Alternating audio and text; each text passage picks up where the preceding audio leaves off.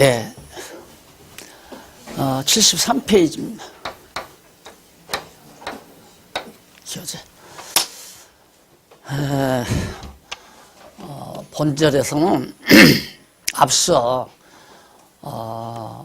인식론, 그러니까 성경신학의 원리 우리가 지금 두 가지 배웠죠. 하나는 무엇을, 성경신학의 대상이 뭐냐, 뭘 우리가 알려고 하느냐, 그건 바로 하나님을 알려는 것이다. 무엇으로 알까? 도구가 뭐냐? 성경이다. 이 두 가지를 배운 겁니다. 그러니까 성경이 아니면 하나님을 절대 알 수가 없다라는 말이죠. 그러면 문제는 이 두 가지는 해결이 됐지만 이제 제3절에서 해결하고자 하는 것은, 그러면 성경을 통해서 하나님을 누가 인식할 거냐, 누가 인식하냐, 인식의 주체가 누구냐 하는 거죠. 물론 인간이 인식을 한다, 그렇게 말할 수 있죠. 그런데 인식의 구체적인 그 대상은, 주체는, 인식의 주체는 누가 하나님을 성경을 통해서 인식하느냐, 알 것이냐, 그 주체는 바로 중생한 이성이다. 중생한 이성만이 하나님을 알 수 있다 하는 얘기입니다. 보통 이제 그 중생한 이성이라고 할 때 바로 중생하지 못한 이성을 전제로 하는 말이죠. 그러니까 중생하지 못한 타락한 이성, 그러니까 자연인으로서는 성경을 알 수가 없고 성경을 모르니까 하나님을 절대 깨달아 알고 경외할 수는 없는 겁니다. 그래서 예수님이 이 세상에 오셔서 복음을 전할 때에도 당신이 전하는 말씀을 누구나 다 들으라고 하질 않아요. 귀 있는 자만 들으라고 그러잖아요. 귀 있는 자는 들으라. 그리고 뭐 몇천 명이 모이거나 몇백 명이 모이면 그 사람들이 다 듣기를 예수님이 원치를 않아요. 왜? 들을 수도 없거니와 말을 해도 못 깨달아요. 오죽하면 제자들까지라도, 12제자들도 하도 못 알아들으니까 예수님께서 그렇게 말씀해요. 내가 세상 일을 말을 해도 너희가 못 깨닫는데 하나님의 일, 하늘의 일을 말하는데 어떻게 너희들이 알 수 있겠느냐? 모른다, 알 수가 없다. 그만큼 진리를 인식한다는 말은 참으로 쉽지 않은 거죠. 그런데 우리는 보통 열심으로 그냥 전하면 다 들을 줄 알지만 그게 아니라 말입니다. 귀 있는 자만 들으라는 말은, 그 귀는 중생한 자의 귀를 뜻하는 겁니다. 그게 100명이 모였으면 100명이 다 중생했으면 다 들을 귀가 있는 자들이죠. 그러나 100명이 다 중생하지 했다고 볼 수가 없잖아요. 그 가운데는 중생한 자만이 바로 말을 들 수가 있다 하는 그런 뜻입니다. 그런데 문제는 이성이라는 게 뭐냐?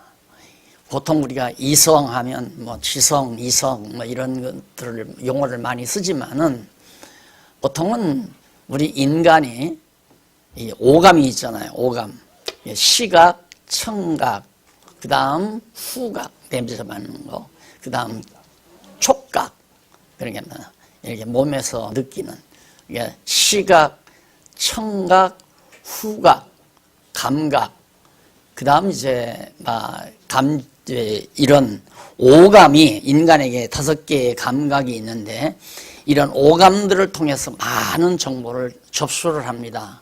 이렇게 접수를 해요. 그러니까 눈으로 들어오는 정보, 귀로 들어오는 정보, 냄새로 들어오는 정보, 미각, 입맛으로 들어오는 짜다, 맵다, 싱겁다, 이 입맛, 미각, 그 다음 이제 체감, 촉각이죠. 촉각. 아, 뜨겁다. 이게 여기 아프다. 여기가 따뜻하다. 이런 촉감들이 있잖아요. 그래서 이 오감에 의해서 외부의 모든 정보가 자꾸 들어옵니다. 그러면 그 정보를 받아서 우리의 뇌에서는 참 좋다, 나쁘다, 좋다 나쁘다, 좋다 싫다, 좋다 싫다. 그 다음 뜨겁다 차다, 아름답다 추하다, 이런 판별을 하죠. 그 판별하는 기능을 이성이라고 그래요. 그 판별 기능을. 그러니까 문제는 들어오는 정보를 이제 뇌가 기억하고 있잖아요.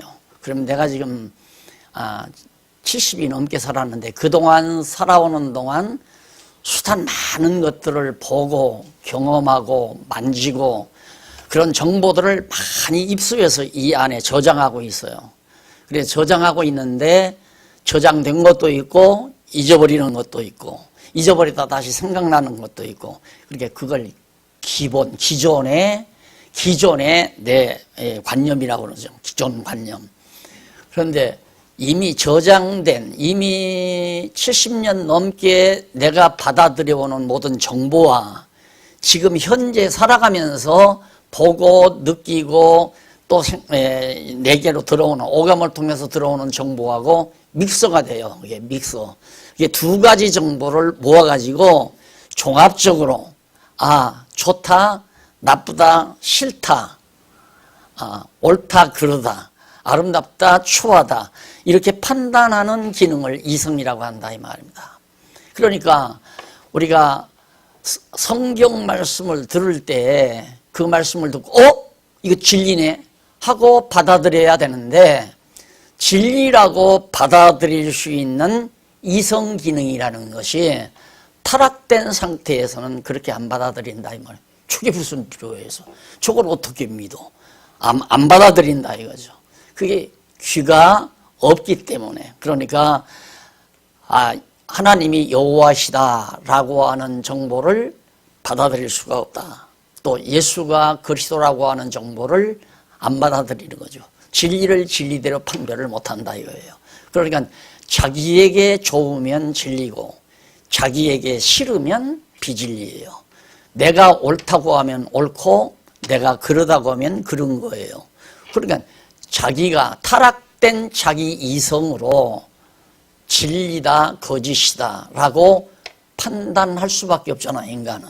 그렇잖아요. 예수를 그리스도로 믿는 것이 나에게 뭐가 그렇게 좋아? 예수를 그리스도로 믿는 게 좋은 게 아니라 좋은 기술을 배워서 돈을 많이 벌 수 있다고 하는 정보가 나에게는 더 좋은 정보죠. 그렇잖아요. 타락된 이성에게는. 그래서 절대 누가 하나님을 성경을 통해서 바르게 인식할 수 있는 주체가 무엇이냐? 그것이 바로 중생하지 못한 이성은, 인간의 이성은 절대 안 된다. 중생한 이성이라야 성경을 통해서 하나님을 하나님답게 받아들이는 진리인식이 가능한 것이다 라는 얘기입니다. 그 얘기가 바로 73페이지 서두에 나오는 얘기죠. 그 다음 그러면 이 견해에 있어서 진리인식의 주체의 견해에 있어서 전통신학의 견해가 있어요. 전통신학에서는 그동안까지 2000년 동안 예수 그리스도 오신 이후 지금까지 2000년 동안 어떤 견해, 특히 또 종교개혁 이후에 어떤 견해를 가지고 바로 인식의 주체로 삼았는가, 인식의 주체에 대한 어떤 견해들이 있었는가 하면, 첫째는 믿음으로 받아들인다 이거예요. 믿음으로 받아들인다. 그 다음 처음에는 또 이성으로 받아들인다. 그게 믿음으로 받아들인다는 말은 그냥 안 믿어져도 믿으라 이거죠. 그냥 무조건 믿어라. 이 당시에 믿음으로 진리를 인식할 수 있다는 말은 그렇게 할 수밖에 없어요. 그런 생각. 우리들이 말하는, 성경이 말하는 믿음, 보이는 것은 아니죠. 보이는 것들의 증거요, 보지 못한 것들의 증거요, 또한 실상이다라고 하는 그런 구체적인 믿음이 아니라 맹목적인 믿음. 그러니까 목사가, 예를 들어서 목사나 전도자가 하나님이 당신의 죄를 위해서 예수 그리스도 보내서 십자가에 못 박혀 죽어 죄를 용서해 주었다. 그러면 무조건 믿으라고 말해. 무조건 수납하라. 그런 믿음이 진리인식의 주체다. 왜? 구체적으로 이론적으로 논리적으로 하나님의 존재를 확인할 수가 없잖아요. 하나님의 존재에 대해서 확인해 줄 수가 없다고 말이에요. 그러니까 확실한, 그러니까 확증을 믿는 믿음이 아니라 그냥 무조건 믿는 그 믿음이 진리인식의 주체다. 이게 너무 허접했던 거죠. 그래서 기독교는 알려고 하지 말고 그냥 무조건 믿어라. 아는 건 누가 믿느냐. 이게 신학자들도 보통 하는 얘기예요. 그냥 무조건 믿으라고 말이에요. 하나님이 있다면 있는 줄 믿고, 예수가 죄 용서했다면 믿고, 또 천국이 있다면 믿으라 이 말이에요. 무조건 믿어라. 그런 믿음이 진리인식의 주체다. 이러다 보니까 머리 트인 사람들이 계몽주의에 접어들어서 18세기, 19세기 이제 사람들이 깨어나잖아요. 깨어나니까 아니다. 그건 아니다. 어떻게 무조건 믿느냐. 믿음이 진리인식의 주체가 될 수는 없다. 그럼 뭐냐? 이성이다. 인간의 이성으로 받아들여서 진리냐 거짓이냐, 참이냐 거짓이냐를 분별해야 되고, 옳은가 그른가를 분별해야 되고, 좋고 나쁜가를 분별할 수 있는 이성 기능이 진리인식의 주체다. 그렇게 말하는 거예요. 그건 보통 이제 이 종교 안에서도, 기독교 안에서도 진보주의 학자들이 하는 얘기입니다. 자, 그러다 보니까 이게 안 맞단 말입니다. 무조건 믿는 믿음으로 진리인식이, 무조건 믿는 믿음이 진리인식의 주체라는 것도 너무 야만적인 것 같고, 논리 자체가. 그런가 하면 인간의 이성으로 진리인식을 할 수 있다는 것도 불가능하고. 왜? 이성적으로 받아들일 수 있는 논리가 없으니까. 성경을 모르니까 성경을 구체적으로 이성이 받아들일 수 있는 것은 합리적인 생각이나 이론적으로 빈틈이 없어야 되잖아요. 이론적으로. 그래야 이성이 그거 맞다. 나도 그거 옳다고 생각한다. 이게 공감한다 이 말이에요. 그런데 성경을 그렇게 말할 수가 없으니까 반대할 수밖에 없죠. 아니다. 믿음도 아니고 이성도 아니다. 그럼 뭐냐?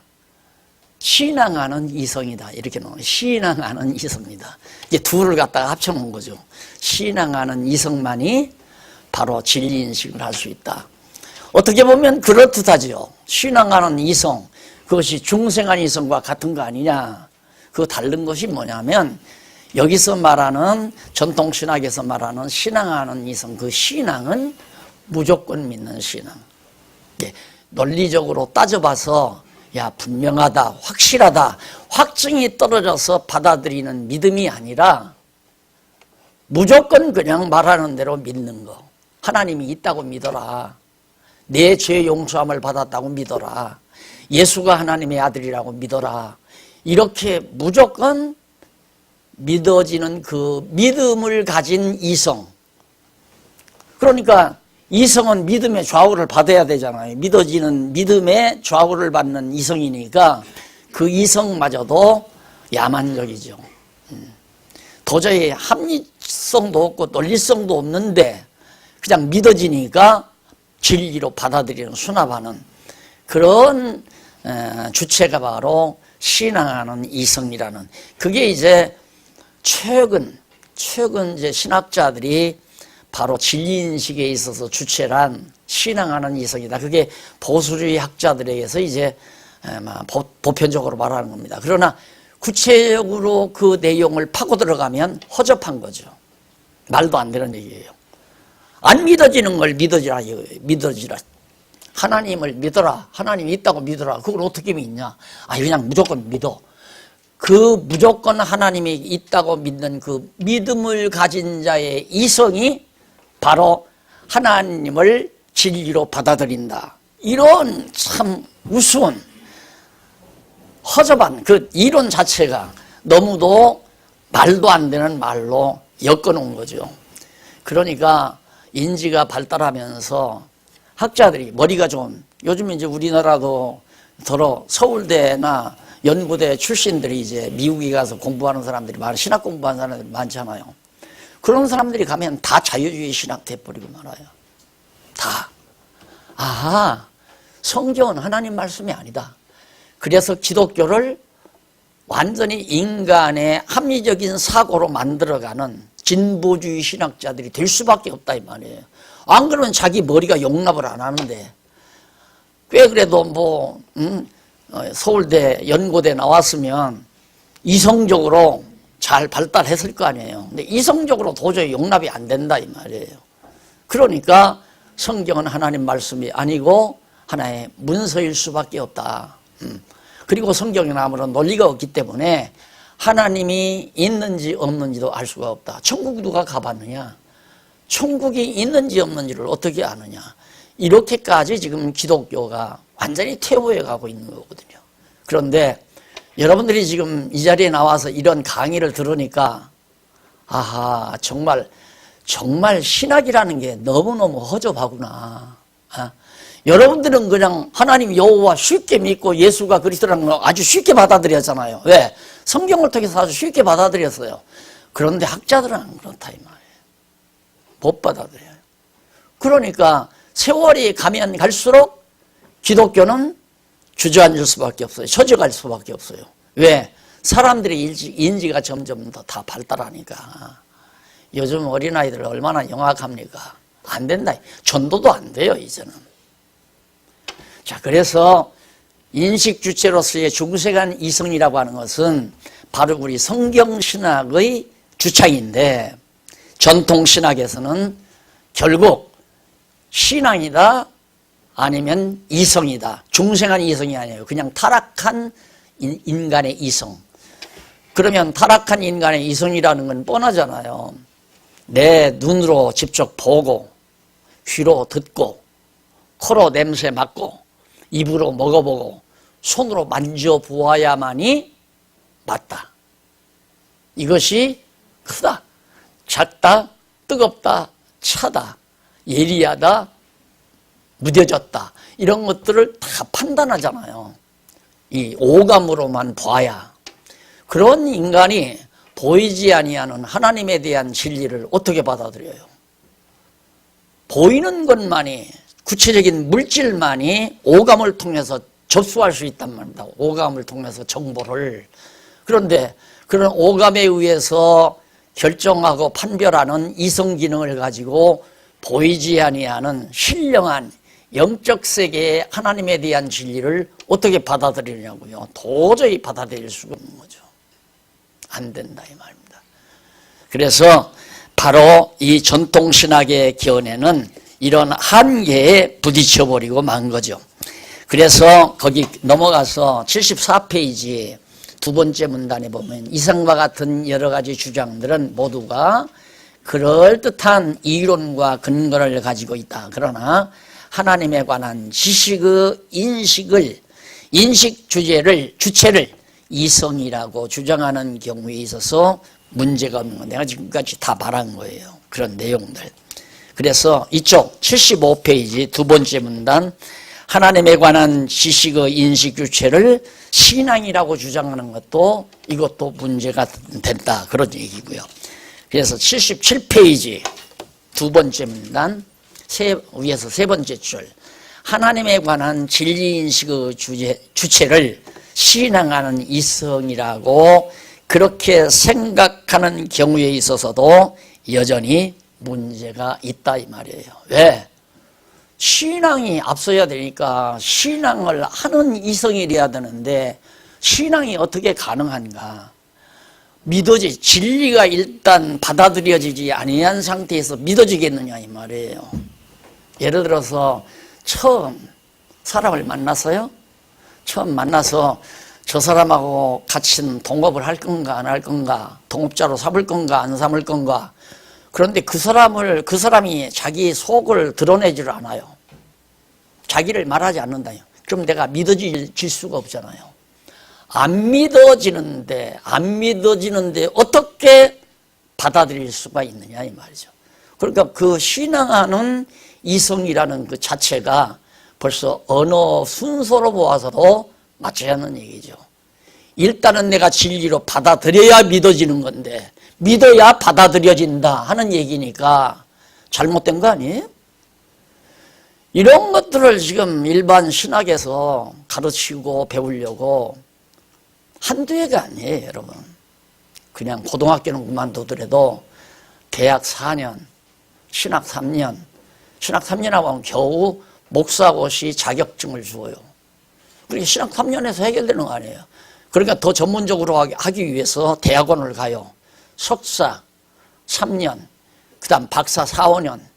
그러고 나면 한 20년 가까이, 15년 내지 20년 가까이에 신학 박사가 되는데 이런 거 배우려고 말도 되지도 않는 거. 그것이 보수주의 학자라 이 말이에요. 그러니 이런 문제들을 파악하고 있는 저로서는 아닌데 이거 아니다 이 말이에요. 지금 거짓말, 말도 아닌 것 과목으로 정해놓고 돈 받아서 가르치고 있다 이 말입니다. 뭣도 모르고 우리 성도들은 아들들을 훌륭하게 주의종으로 기른다고 거기다 보내서 수백만 원, 수천만 원, 수억씩 투자하고 있다 이거예요. 그 교회는 교회대로 이게 정리가 안 되는 거고요. 그러니까 여러분 지금 여러분이 이렇게 나오셔서 토요일 날 이렇게 공부하는 것이 그냥 시간이 있어 적당히 시간 때우기 위한 게 아닙니다. 이거야말로 정말 기독교의 문제점을, 현대 기독교의 문제점을, 심각한 문제점들을 우리가 파악하고 우리 스스로가 올바른 진리를 터득해서 하나님의 교회를 교회답게 만들어가는 일에 쓰임받기를 원한다는 이런 중차대한 사명의식을 우리가 가지자는데 바로 이 시간의 의미가 있는 거예요. 말이 안 되잖아요. 믿는 이성이래야 된다는데 어떻게 믿는 이성이요? 진리를 인식해야 믿어지는데 상대방이 정말 진실되다고 내가 받아들여졌을 때 저분은 정말 내가 동업을 해도 참 되겠다. 확실하게 그 진실성이 받아들여졌을 때 그분에 대한 신임이 가잖아요. 믿음이. 그래서 좋습니다. 우리 같이 동업합시다 하고 같이 투자해서 사업을 시작할 거 아닙니까? 그런데 신학적 논리는 거꾸로예요. 어순이 벌써 바뀌어졌다. 믿음을 앞세워서 진리를 인식해라. 어떻게 믿음으로 진리를 인식해요? 진리가 인식돼야 믿어지는 거지. 그렇게 허접한 말들을 머리 좋은 사람들이 그냥 수납할 수가 없죠. 그렇기 때문에 다 변해요. 밖에 나가면 다 변해요. 한국에서는 아직도 보수성이 있어가지고 알지도 못하면서 주여 믿습니다 믿습니다 다 그러잖아요. 성도들 교회만 하면 그냥 눈 감고 머리 숙이고 주여 믿습니다. 뭘? 나 돈 벌게 해줄 거 믿습니다. 이런 식의 신앙을 한국 교인들이 그동안 많이 가지고 있었다며. 내 아들 서울 법대 가게 해줄 거 주여 믿습니다 하고 새벽이나 가서 기도하면 합격된다고 믿었다 이거예요. 그런 식의 믿음을 누가 고조시켰는가? 교회 지도자들이 그렇게 고조시켰잖아요. 무조건 믿어라. 믿으면 된다. 믿고 구하면 다 이루어진다. 아직도 그 말이 생생하게 지금 많은 교회에서 유포되고 있는데 거침없이 아무도 말 안 하니까 아무도 그 말 했다가 그 아니다 했다가는 이단이라고 할까봐. 오늘 신문 이번 신문 내가 무서웠어요. 박공지 강사 글 보고 나는 이렇게까지 못했는데 역시 젊음이 좋긴 좋구나. 막 해대버려서요. 막. 한번 신문 보십시오. 신문 좀 많이 돌려요 여기저기. 말 못해요. 왜 죽을까 봐서. 이게 적당히 말 안 하고 가만히 있으면 중간은 가잖아요. 중간. 말 안 하고 가만히 있으면. 근데 저는 무서워서 말 안 하는 게 아니라 나이 먹었다고 점잔 빼느라고 너무 독한 말은 좀 안 하고 너무 심한 말은 안 하면서 한 바퀴 돌려서 슬슬 듣기 좋게 말하면 잘 들어갈 줄로 알고 나는 그렇게 말하는데 우리 박홍기 교수는 막 직사포를 쏘더라고요. 아니에요. 기대하지 마십시오. 아무리 지금 번지르하니 잘 되는 것 같아도 속은 다 텅텅 빈 것들이에요. 그러니 정말 인식의 주체라고 하는 것이 얼마나 중요한 일인가. 누가 중생한 이성이 한다. 그래서 이쪽 77페이지에 보면 두 번째로 성경신학의 견해. 오늘 우리의 견해는 뭐냐? 여기 나와 있잖아요. 중생한 이성이다. 도저히 중생하지 못한 인간의 이성은 진리인식을 할 수가 없기 때문에 반드시 중생한 이성이라야 바로 진리를 인식할 수 있다. 그런데 그 전통 신학에 보면 구원의 서정이라고 있어요. 소명, 중생, 신앙 이렇게 나와요. 순서가 소명, 중생, 신앙 이렇게. 자, 이게 순서가 얼마나 참 대단한 건지 나는 이거 보면서 과거 신학자들이 뭔가 반짝반짝 보이기는 했는데 이걸 총체적으로 깔끔하게 정리를 못했다. 우리가 볼 때 믿어야 중생한다 될 거 아니에요. 믿어야 중생한다. 그게 아니에요. 하나님께서 부르실 때 그냥 아무개야라고 영적으로 부르실 때 벌써 깨어나는 거예요. 다시 말해서 뭐과 같으냐면 나사로가 무덤에 묻혀 있었죠. 무덤에 묻혀 있는 무덤에 예수님이 가셨어요. 가셔서 나사로야 일어나라 하니까 부쩍 일어나 버렸어. 그러니까 소명과 중생은 같은 거죠. 영적으로 하나님께서 부르시면 그 순간 어린애처럼 태어나요.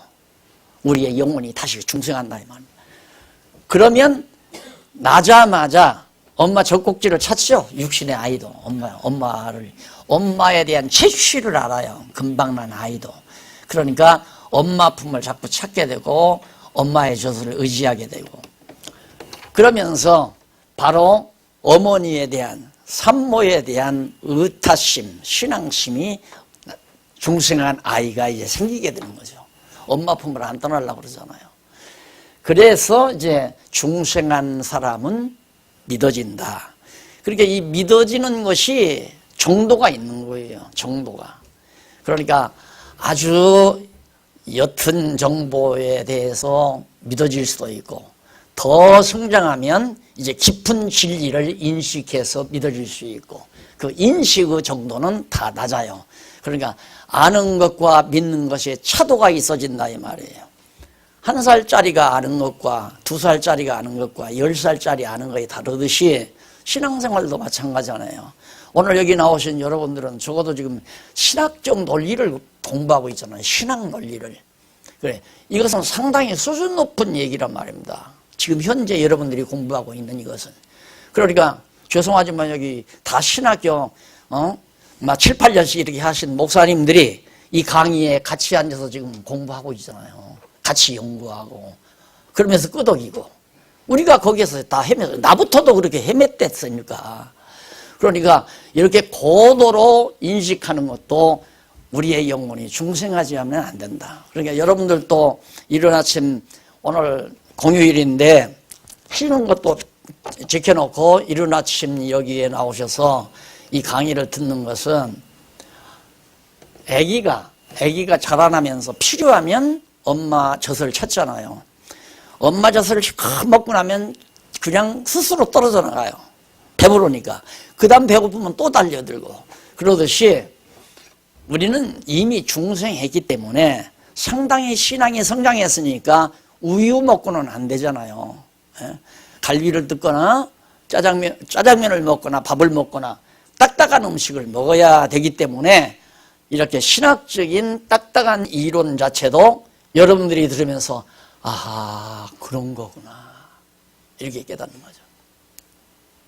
그래서 이 기독교 교회 가지고 장난치면 안 돼요. 성경 가지고 장난치면 안 돼요. 바로 인식 주체가 바로 중생한 신앙인의 이성이죠. 중생했으면 벌써 믿어지니까 중생한 신앙인의 이성, 중생한 자의 이성이 진리를 받아들인다. 그래서 바로 오늘 여러분들이 이 진리를 터득한다고 하는 것은 나는 이미 거듭나고 중생했다는 확정이죠. 거듭나고 중생하지 않았으면 못 알아듣는 거죠. 그러니까 나는 대한민국에서 태어나서 대한민국에서만 자랐다. 그럼 미국 사람과 통하지 않잖아요. 미국 사람의 언어도 몰라보고 미국 사람의 문화도 모르고. 그러나 미국 사람과 함께 살면서 문화를 접근해보고 언어를 배우면 소통이 되잖아요. 그러듯이 신령한 언어는 절대 타락한 인간과는 소통이 안 돼요. 신령한 언어라고 하는 것이. 그러니까 거듭나고 중생한 신령한 자이어야 신령한 언어가 진리로서 전달이 될 때 알아듣고 믿어지게 되는 거죠. 받아들이게 되는 거죠. 그래서 정말 넘어가 보면 중생의 필요성에 대한 문제입니다. 자, 여기서 여러분 우리 인간론이 있죠. 왜 우리 인간이 중생이 필요한가? 이게 영이고 육인데 우리 인간이 타락함으로 말미암아서 원래는 본래 완전히 실령체에서요. 생령체. 영이 생령. 살아있는 영이라고 말이죠. 영이 완전히 살아있는 상태가 에덴 동산의 아담이었단 말입니다. 그런데 너 선과 악을 알게 하는 나무의 과일을 먹으면 먹는 날에 죽으리라. 먹는 날에 죽는다. 죽는다는 말은 산 영이 죽은 영이 죽는다 그 말이죠. 영이 죽었다는 말은 완전히 육체가 됐다는 얘기입니다. 이것은 사영이죠. 죽은 영이라 이 말이에요. 그러니까 이 세상에 그냥 이렇게 육신을 입고 태어나는 모든 사람들은 본래 그냥 죽은 영으로 태어나요. 영이 죽은 상태라고 말입니다. 그러니까 하나님께서 부르시지 않는 한, 소명이란 말은 부른다는 말이거든요. 하나님께서 부르시지 않는 한 중생하지를 못해요. 하나님께서 부른다는 말은 부르는 소리를 깨닫도록 살려낸다는 의미입니다. 그래서 소명 중생은 여기 생영, 영을 살린다. 영을 살려낸다 그 말이거든요. 그런데 영이 살려나는데 이 생명은 인간의 마음, 완전히 인간의 마음이 영과 일치됐을 때 생명체가 돼요. 에덴 동산의 아담은 완전히 생명체였죠. 그런데 선악을 알게 하는 과일을 따먹는 날 육체가 됐다는 말은 완전히 인간이 육체와 마음이 하나가 돼버려요. 그러니까 마음 먹는 것마다 전부 육체의 소욕, 육의 소욕. 육의 소욕대로 생각한다 이 말이에요. 아, 돈 벌어야 되겠다. 아, 열심히 일해야 되겠다. 성공해야 되겠다. 나는 정말 부지런히 정말 사업을 해야 되겠다. 이 모든 것들이 육신의 소욕에서 그대로 다 나온다 이 말이에요. 누구나가 똑같이 자기 자신의 육체의 욕망을 이루기 위해서. 왜? 마음과 육이 하나가 됐으니까. 그런데 이런 상태에서 하나님께서 소명 불러요. 딱 부르는데 부를 때 뭐냐면 생명의 말씀의 씨가 이렇게 떨어져요. 여기. 푹푹 썩어버린 두엄더미 같은 인간의 타락성 속에 죽어있는 영혼 상태에서 다 부패하고 썩어져 있잖아요. 이런 상태에 살아있는 말씀의 씨죠. 씨앗. 말씀의 씨를 하나님께서 딱 떨어뜨려요. 떨어뜨리면 여기서 이제 뿌리가 이렇게 나죠. 뿌리가 돋아요. 그러면 여기서 새싹이 이렇게 돋아요. 이런 것과 똑같아요. 그러면 새싹이 돋아 이렇게 자라는 만큼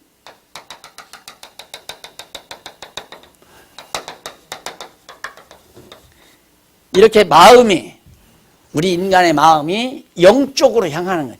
영에 속한 마음이 생기게 된다 이 말이야.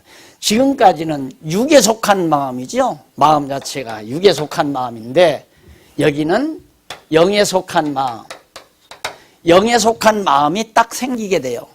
그러다 보니까 영에 속한 마음은 하나님을 기쁘시게 하고자 하는 내 육체의 소욕이 아니라 영의 소욕이 자라나게 된다.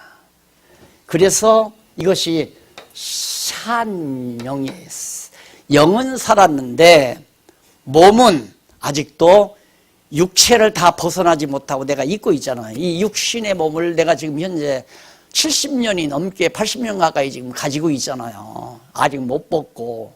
그러니까 하나님께서 나의 영혼을 부르는 날은 완전히 이 육체의 겉옷을 싹 벗어버리는 거죠. 벗어버리고 신령한 옷을 다 입게 돼버리는 거고. 그런데 우리는 지금 현재 육신으로 살아있기 때문에 우리의 신앙이 이만큼 컸다 하십시다. 컸으면 마음이 이제 이 정도 향하는 거죠. 마음이. 그러면 여기는 영에 속한 마음이죠. 이만큼. 육에 속한 마음은 이만큼이 육에 속한 마음이고 이 정도가. 예, 영에 속한 마음과 육에 속한 마음이 비슷해지잖아요. 50% 50%. 그러면 늘 하나님의 뜻을 위해, 하나님의 영광을 위해서 살까, 내 영광을 위해서 살까. 야, 갈등, 항상 이 갈등. 그러니까 바울이 정말 오라, 선을 행하고자 하는 마음이 내게 함께 있는데 또 죄 아래로 내가 자꾸 이끌어간다. 악에 속한 마음도 내가 두 마음을 가지고 산다. 그러니까 적어도 내 키가, 내 신앙의 키가 이렇게 자라나지 않고서는 이 정도. 그러면 70대 30 정도 되잖아요. 70대 30. 이 정도 육에 속한 마음은 이 정도 작아지고 영에 속한 마음은 이 정도 커져버리고. 그러면 이제 영에 속한 마음이 이기는 거죠. 육신의 소욕을 누른다 그 말이에요.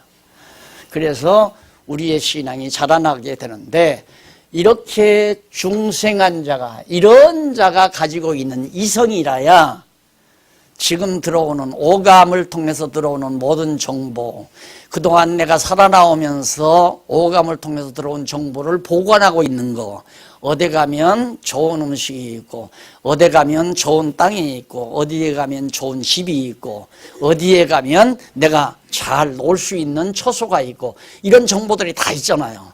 아니면 이제 내가 배웠던 학문도 전부 다 이미 여기 간직하고 있고, 이런 기존의 정보와 지금 들어오는 정보가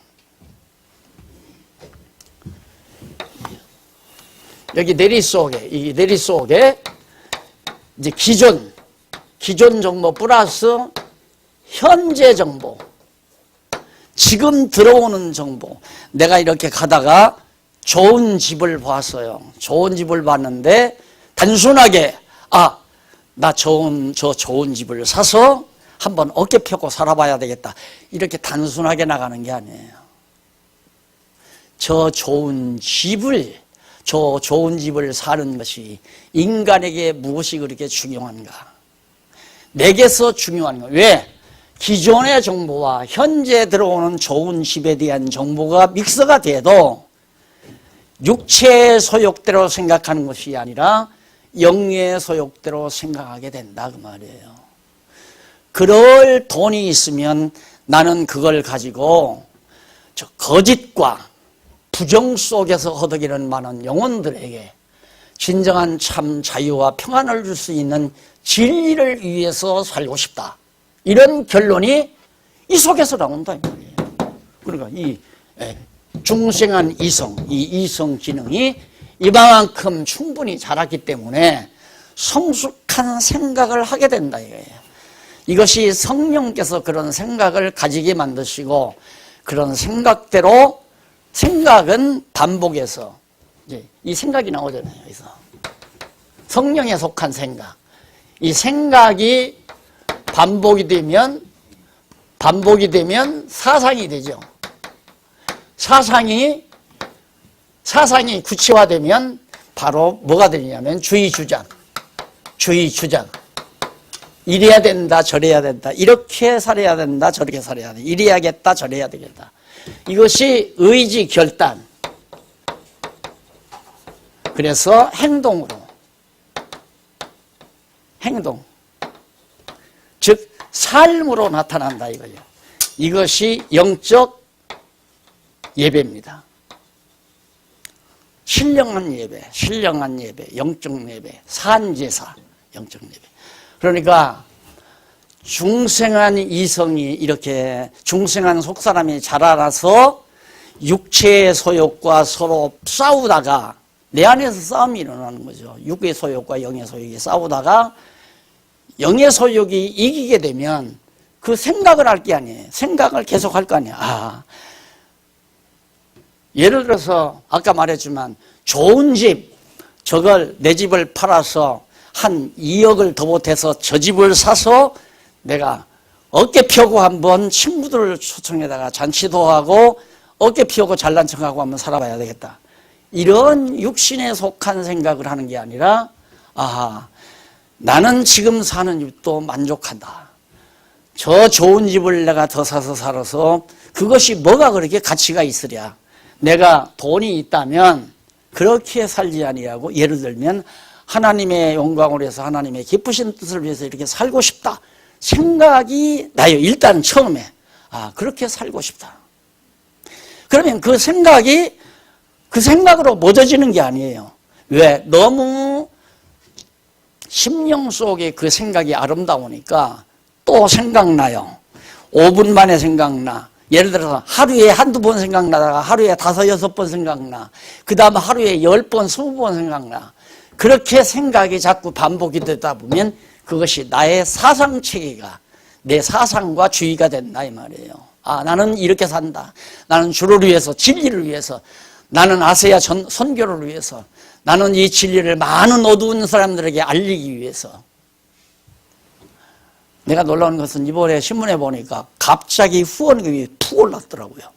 그래서 보니까 각 지방에 있는 지교회들에서 막 후원금을 보냈어요. 이 가치를 아시는가 보다.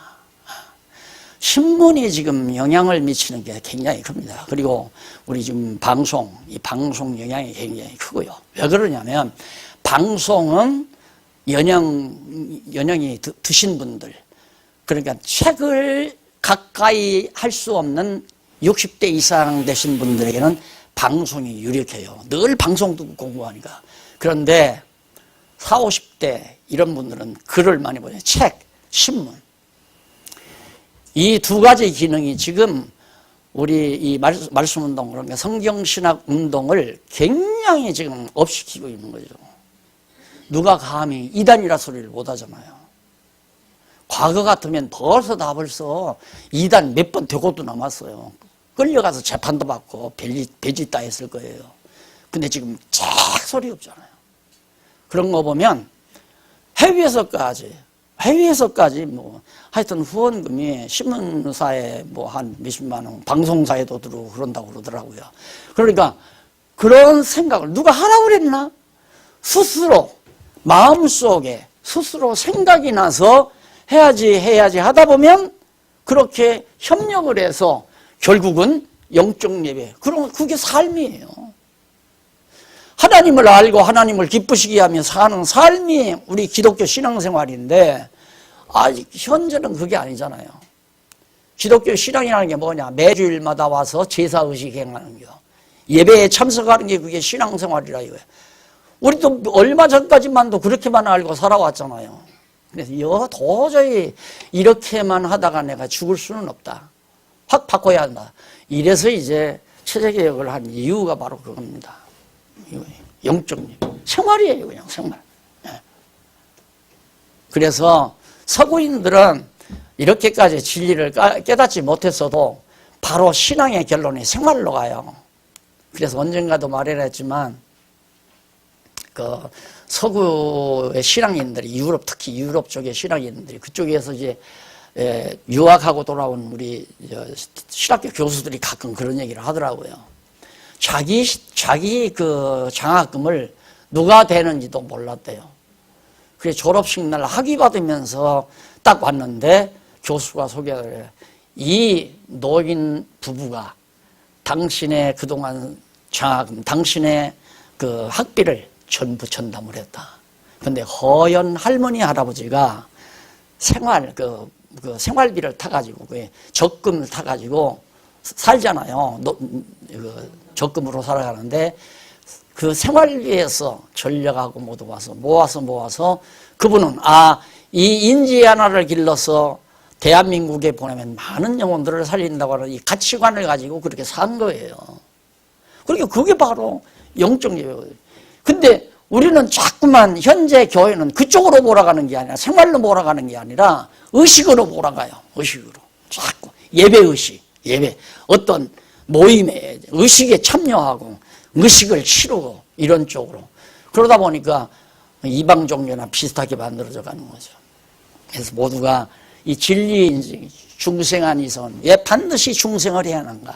중생을 안 하면 속사람이 영의 소욕이 생겨날 수가 없어요. 도저히.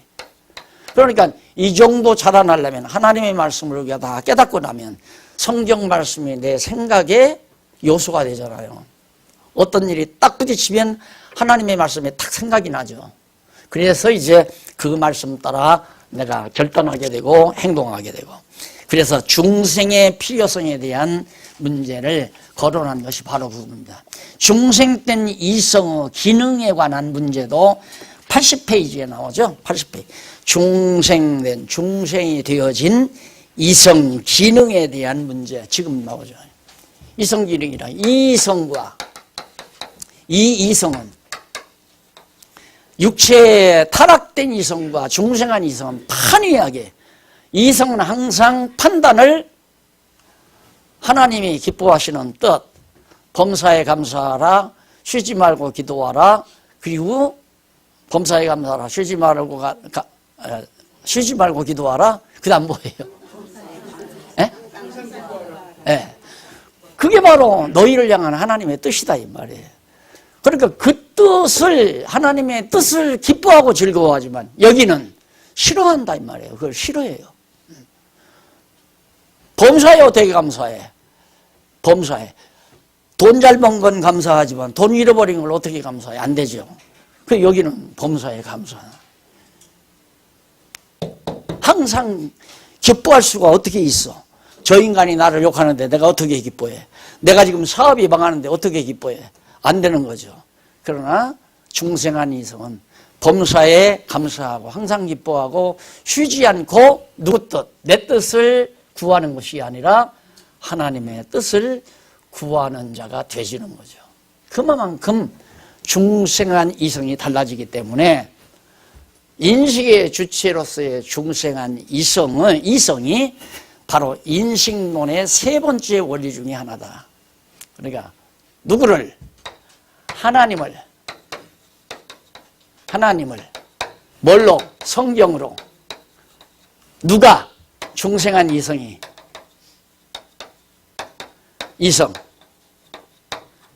이게 세 가지 나왔잖아요. 원리 세 가지. 하나, 둘, 셋. 여기는 대상, 도구, 주체. 무엇을 알 것이냐? 하나님을 안다. 그러니까 하나님을 아는 것이 모든 지식의 근본이에요. 지혜의 근본이고. 하나님을 뭘 통해서? 성경을 통해서만. 누가? 중생한 이성이. 그러면 인식의 주체는 중생한 이성인데 그러면 인식의 주관자가 누구냐? 이건 주체고 이건 도구고 이건 대상이고 대상. 우리가 진리를 인식하는데 뭘 알 거냐? 하나님을. 뭘로? 성경으로. 누가? 중생한 이성이. 누구를 통해서? 누가 그 인식을 할 수 있도록 주관하는 자가 누구냐? 차 한 잔 마시고 두 번째 시간 정리하면 오늘 서론은 다 끝나겠습니다.